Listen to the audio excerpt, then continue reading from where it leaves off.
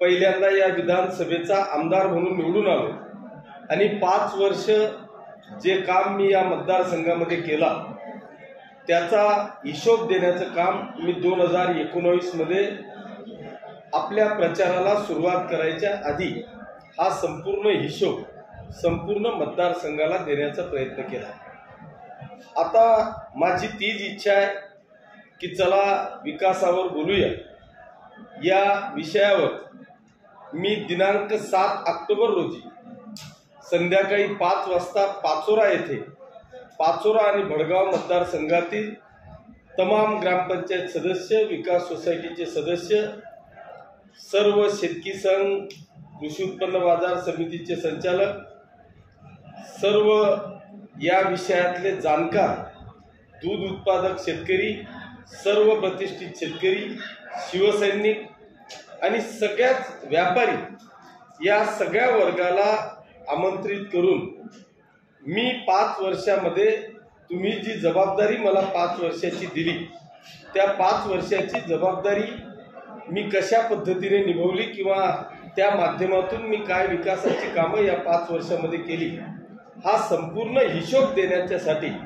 मी येत्या 7 तारखेला संध्याकाळी 5 वाजता आपल्या अटल मैदानावर सभेचं आयोजन केलेलं आहे। मी आपल्या माध्यमातून पाचोरा आणि भडगाव तालुक्यातील तमाम बंधू भगिनी आणि बांधवांना,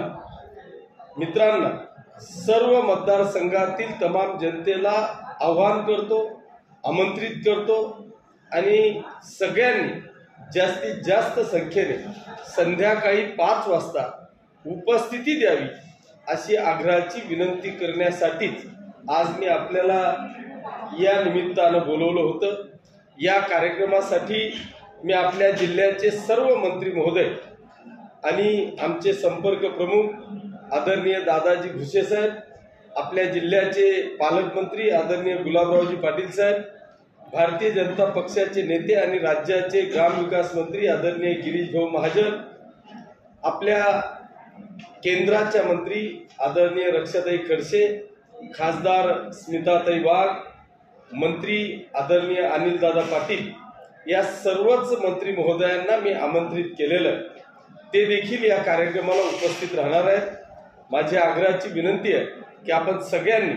त्या दिवशी हजारोच्या संख्येने उपस्थित राहावं अशी विनंती आपल्या माध्यमातून तमाम जनतेला करतो। धन्यवाद। जय हिंद, जय महाराष्ट्र।